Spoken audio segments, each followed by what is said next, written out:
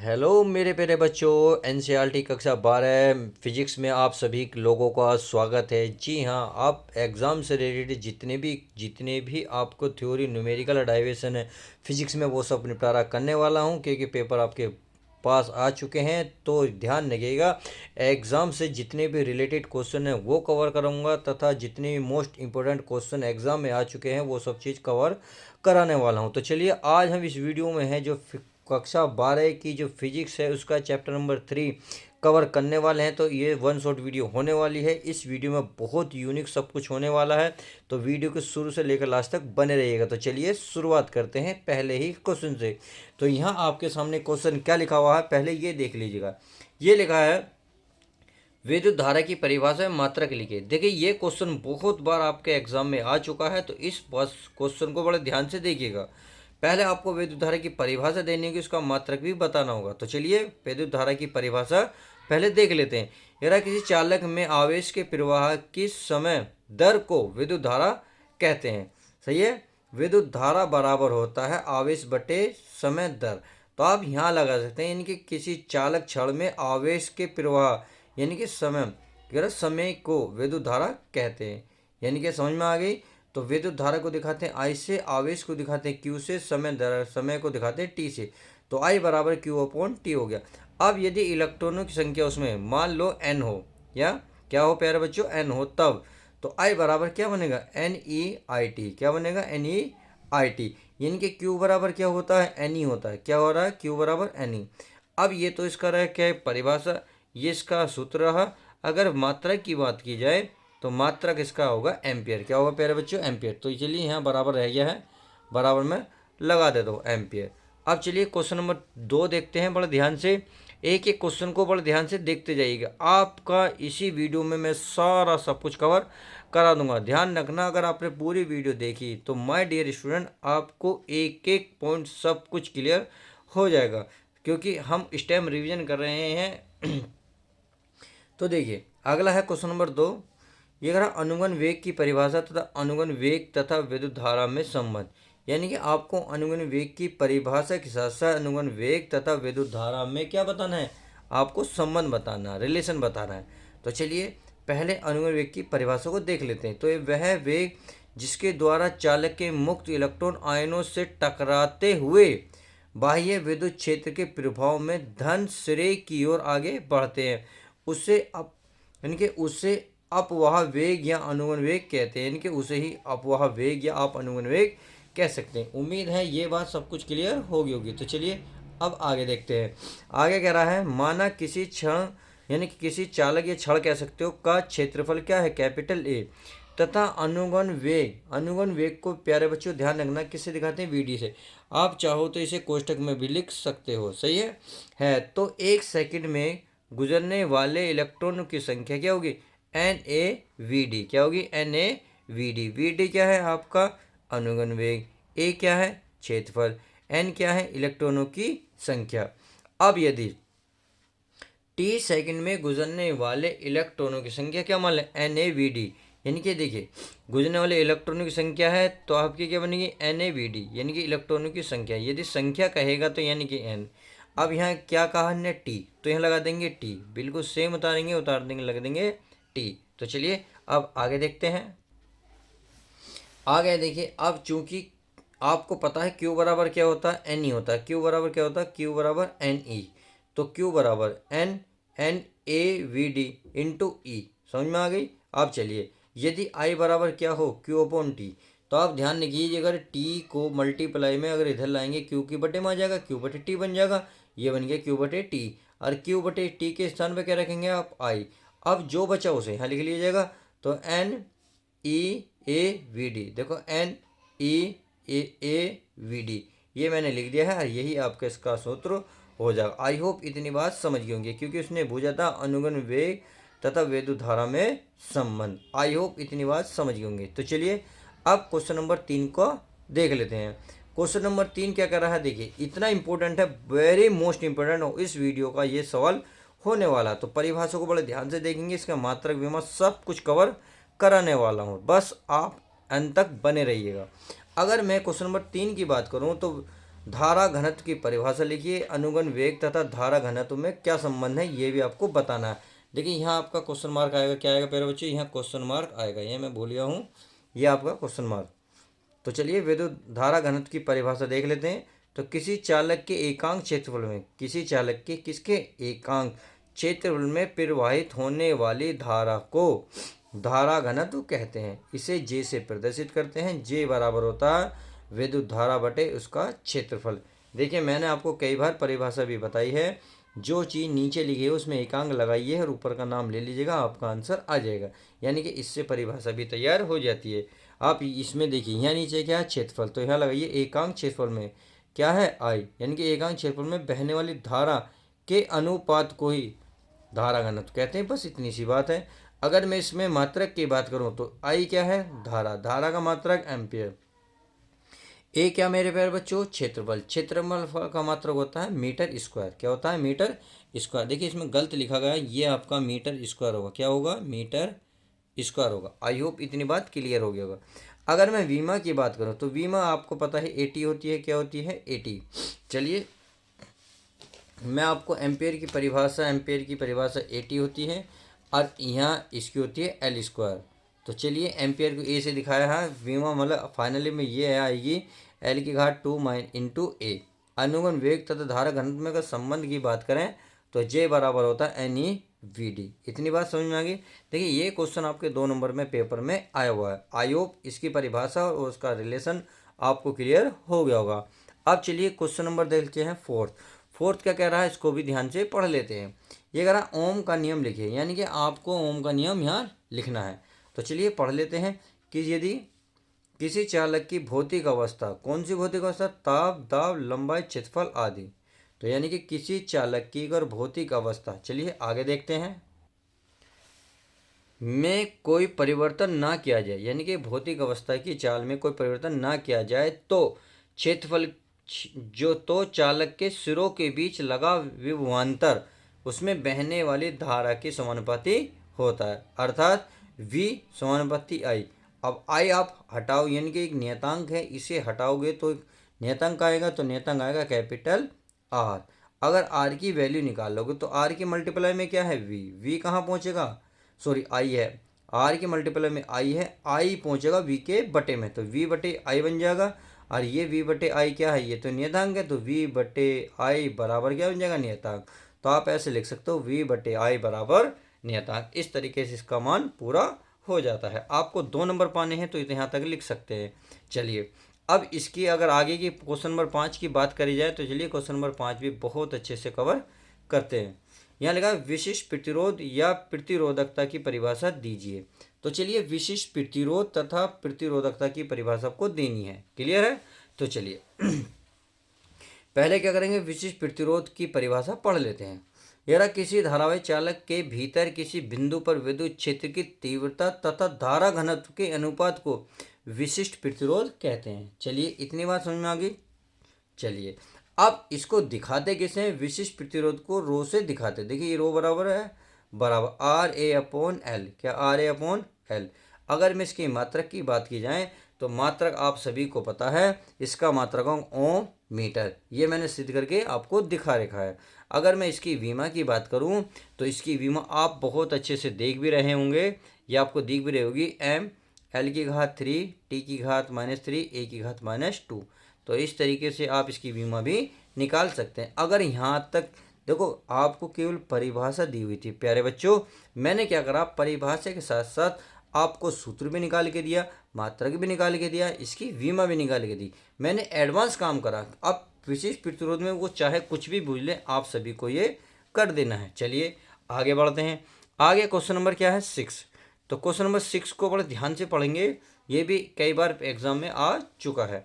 ये अगर आप विद्युत ऊर्जा को परिभाषित कीजिए, यानी कि जो विद्युत ऊर्जा है उसको आपको परिभाषित करना है। चलिए अगर जब किसी चालक के भीतर विद्युत आवेश को एक सिरे से दूसरे सिरे तक ले जाया जाता है तो ऊर्जा वह होती है, यानी कि जब किसी चालक के भीतर विद्युत आवेश को एक सिरे से, यानी कि किसी एक सिरे से अगर दूसरे सिरे तक ले जाया जाए तो उसमें जो ऊर्जा खर्च होती है, वह माने खर्च, जो ऊर्जा खर्च होती है उसे ही विद्युत ऊर्जा कहते हैं। क्लियर, विद विद्युत ऊर्जा को W से दिखाते हैं। तो विद्युत ऊर्जा बराबर होता है विभवांतर गुणा आवेश, अर्थात W बराबर V गुणा Q। अब देखिए Q बराबर, ये आपको फॉर्मूला पता है, मैंने कई बार लिखवा दिया, Q बराबर IT। अब यहाँ जो Q है तो Q के स्थान पर क्या लिखेंगे IT, तो V IT बन जाएगा। तो W बराबर क्या बने V IT। तो चलिए आगे फॉर्मूला देखते हैं इसका। अब देखिए, तो चूंकि आप सभी को पता है मैंने वी क्यू बराबर आई टी रखा। अब चूंकि वी बराबर क्या हो आई आर, क्यू वी बराबर क्या हो आई आर, जब आप इस फॉर्मूले में वैल्यू रखेंगे तो डब्लू बराबर आई स्क्वायर आर टी फॉर्मूला बन जाएगा। अगर मैं इसी में से आई की वैल्यू निकालूं तो आप देख रहे होंगे आई की गुणा में आर है, आर जो अगर इधर ले जाऊंगा तो वी बटे आर बन जाएगा, तो वी बटे आर तो आई। अब यहाँ आई दिख रहा है आपको, तो इस आई की वैल्यू रख देंगे वी स्क्वायर बटे आर स्क्वायर बन जाएगा, एक आर से वैल्यू कट जाएगी तो इन जगह वी स्क्वायर टी आर बटे में क्या बचेगा एक आर। अगर मैं इसकी मात्रक की बात करूं तो प्यारे बच्चों मात्रक होता है इसका जूल। तो मैंने इसको आपको क्या सूत्र भी प्रूफ करके दिखा दिया और मात्रक भी लिख दिया है। अगर मैं इसके क्या वीमा की बात करूं तो वीमा होती है एम एल स्क्वायर टी की -2। तो आई होप समझ गए होंगे। तो चलिए अब क्वेश्चन नंबर देखते हैं नेक्स्ट। क्वेश्चन नंबर नेक्स्ट क्या कर रहा है, 7वां, विद्युत शक्ति को परिभाषित कीजिए। अच्छा, विद्युत शक्ति की आपको परिभाषा बतानी है। तो चलिए क्या करना है, पहले विद्युत शक्ति की परिभाषा देख लेते हैं। किसी विद्युत परिपथ में ऊर्जा के क्षय होने के समय दर को विद्युत शक्ति कहते हैं। इतनी बात समझ में आ गई। अब देखिए, अगर मैं इसके फॉर्मूले की बात करूँ तो कि ये बिल्कुल सेम एक जैसे ही रहता है, ज़्यादा फर्क नहीं रहता। तो विद्युत शक्ति बराबर होता है ऊर्जा बटे समय, अर्थात विद्युत शक्ति को दिखाते हैं P से, ऊर्जा को दिखाते हैं W से, समय को दिखाते हैं T से। सही है। और चूंकि हमने अभी पढ़ा था W बराबर VIT, तो इस W के स्थान पर VIT रख सकता हूँ। जब मैं VIT रखूँगा तो T से T कट जाएगा, तो ये बन जाएगा VI। क्या बचेगा VI, अर्थात P बराबर बचा VI। अभी देखिए, अगर आपको समझ में नहीं आ रहा तो मैं प्रूफ करके दिखा देता हूँ एक बार को। भाई आप देख रहे होंगे W बराबर, W का फॉर्मूला है VIT। सही है। यहाँ W बटे में क्या लिख रहा है, यहाँ T, तो आपने देखा T से T कट गया, क्या बचा VI। यही मैंने आपको यहाँ लिख के दिखाया है। अब आगे बात करते हैं। चूंकि V बराबर क्या हो आई आर, तो P बराबर बन जाएगा आई स्क्वायर आर। अगर नहीं क्लियर हो रहा तो चलिए मैं एक बार और प्रूफ करके दिखाता हूँ। तो आपको सभी को पता है क्या है आई आर। अब इसमें चलते हैं। आप P बराबर क्या फॉर्मूला लिखा हुआ है, ये है आपका VI। अब V की वैल्यू क्या है आई आर, और ये आई पहली है, आई और आई क्या बन गया प्यारे बच्चों, आई स्क्वायर इंटू आर है। तो P बराबर फॉर्मूला निकला आई स्क्वायर आर, और यही मैंने आपको प्रूफ करके लिख रखा है। क्लियर। अब चूंकि आई बराबर क्या हो V बटे आर, अब इसमें रखोगे तो V square upon R value निकलेगी। अगर मैं मात्रक की बात करूँ तो जूल बटे सेकेंड, या आप इसे वाट भी कह सकते हैं। अब देखिए, ये जनरल नॉलेज का सवाल है, मैंने लिख दिया है। 1 हावर्स पावर में 746 वाट होते हैं। क्लियर। तो चलिए क्वेश्चन नंबर 7 तक क्लियर। आप क्वेश्चन नंबर देखते हैं नेक्स्ट। देखिए, वन शॉट वीडियो बना रहा हूँ, जिस बच्चों को अभी तक तैयारी नहीं करी अब भी उम्मीद कर सकते हैं। उम्मीद मुझे ये है आप 100% अपना दे देंगे। अगर आपने इनमें 2 महीने में बहुत कुछ कर लिया, इनमें केवल मेरे द्वारा वीडियो को आप रिवीजन भी कर पाए, तो ध्यान रखना आप बहुत कुछ कर सकते हैं। चलिए आगे बढ़ते हैं। क्वेश्चन नंबर देखते हैं नेक्स्ट, अर्थात 8वां। ये कह रहा है सेल का आंतरिक प्रतिरोध किसे कहते हैं, आंतरिक प्रतिरोध किन कारकों पर निर्भर करता है। सही है। तो चलिए इसका निपटारा करते हैं, क्वेश्चन को ध्यान से पढ़ते हैं एक एक पॉइंट को। ये कह रहा है सेल का जो घोल है विद्युत धारा के मार्ग में जो बाधा उत्पन्न करता है उसे आंतरिक प्रतिरोध कहते हैं। बहुत सिंपल डेफिनेशन लिखी है मैंने। कहा सेल का जो घोल होता है ना विद्युत धारा के मार्ग में बाधा उत्पन्न कर देता, उसे ही आंतरिक प्रतिरोध कहते हैं। अब कह रहा आंतरिक प्रतिरोध किन कारकों पर निर्भर करता है, तो चलिए कारक भी देख लेते हैं। तो चलिए मेरे प्यारे बच्चों, ये लिख दिया मैंने, आंतरिक प्रतिरोध निम्न कारकों पर निर्भर करता है। जैसे नंबर 1, सेल की दोनों प्लेटों के बीच की दूरी बढ़ाने पर आंतरिक प्रतिरोध बढ़ जाता है। यानी कि जब सेलों के जो दोनों प्लेट होती है उनके अगर बीच की दूरी को बढ़ा दिया जाए तो उसकी आंतरिक प्रतिरोध क्या हो जाता है, बढ़ जाता है। पहला कारक समझ में आया। अब दूसरा, यार विद्युत अपघटय की सांद्रता बढ़ाने पर सेल का आंतरिक प्रतिरोध बढ़ जाता है। आई होप इतनी बात क्लियर होगी होगी। अब चलिए क्वेश्चन नंबर क्या 9 को कवर कर लेते हैं। बहुत अच्छे से समझा रहा हूँ। इस वीडियो का निपटारा इस वीडियो में, मतलब इस चैप्टर का निपटारा इस वीडियो में पूरी तरीके से कवर करने वाला हूँ। अब चलते हैं। ये कह रहा है विद्युत परिपथ संबंधी किरचॉफ का नियम लिखिए, यानी कि किरचॉफ का नियम क्या है उसको आपको लिखना है। तो चलिए, विद्युत संबंधी किरचॉफ के दो नियम प्रस्तुत किए गए हैं। आपको पता होना चाहिए जो किरचॉफ का नियम है विद्युत संबंधी, वो दो दो नियम दिए हैं, यानी कि किरचॉफ ने विद्युत संबंधी दो नियम प्रतिपादित किए हैं। अब आपको दोनों नियम बहुत ध्यान से पढ़ने हैं। अगर आपने ये पढ़ लिया तो देखिए, ध्यान रखिए, आप कोई सा भी पेपर सेट उठा के देखना, किरचॉफ के नियम आपको 100% देखने को मिल जाएंगे। तो चलिए आगे देखते हैं। इसमें कह रहा है, इसे कहते हैं प्रथम नियम। प्रथम नियम को दो नाम से और जाना जाता है। इसे प्रथम नियम भी कहते हैं, संधि का नियम भी कहते हैं, या धारा का नियम भी कहते हैं। तो एग्जाम में डरना नहीं है। कभी कभी कह देता है एग्जामिनर कि धारा का नियम लिखिए, या संधि का नियम लिखिए, या किरचॉफ का प्रथम नियम लिखिए। इस तरीके से वो परिभाषित कर सकता है। तो चलिए शुरुआत करते हैं।